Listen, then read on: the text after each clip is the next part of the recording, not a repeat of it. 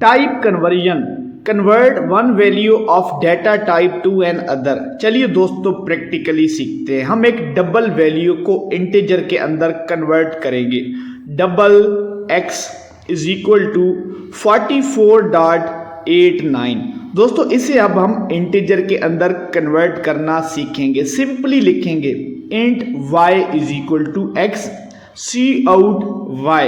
दोस्तों ये एक बेसिक मेथड होता है जिसके जरिए हम एक डबल वैल्यू को इंटीजर के अंदर कन्वर्ट करना सीखते हैं। चलिए आउटपुट की जानिब बढ़ते हैं। दोस्तों हमारे पास x की वैल्यू थी 44.89 और हमारे पास आउटपुट में 44 आ चुका है जो कि एक इंटीजर है।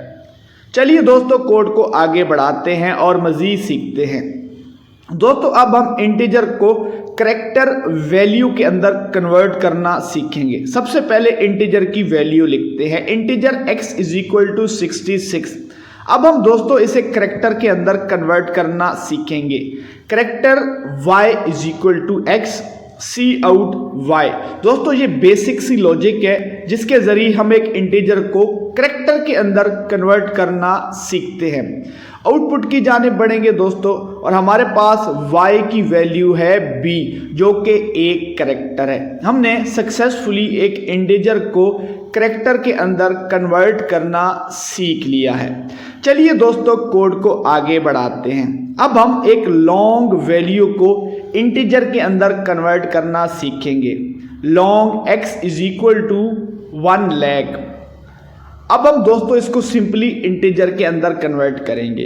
Int y is equal to x c out y।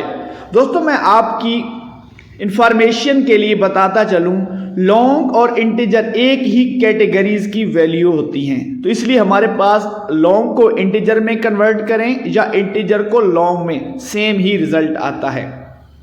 चलिए दोस्तों बूलियन को इंटीजर के अंदर कन्वर्ट करेंगे।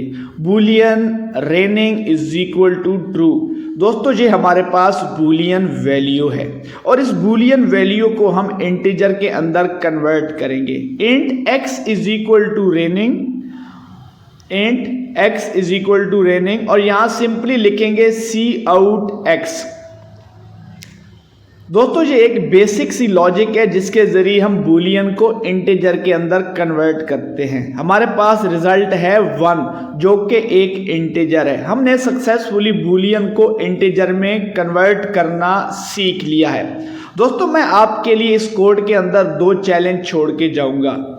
हमारा फर्स्ट चैलेंज है इंटीजर टू बूलियन। दोस्तों आपने इंटीजर को बूलियन वैल्यू के अंदर कन्वर्ट करना सीखना है। Int x is equal to 0, boolean raining is equal to x और यहां सिंपली लिखेंगे सी आउट रेनिंग। दोस्तों आपने मुझे कमेंट सेक्शन में बताना है कि इसका क्या रिजल्ट होगा, क्या ये हमारा कोड दुरुस्त है या नहीं, ये आपने मुझे कमेंट सेक्शन में बताना है। और दोस्तों आपके लिए सेकंड चैलेंज है स्ट्रिंग टू इंटीजर और आपने दोस्तों मुझे बताना है कि क्या आपने चैलेंज बीट किया है।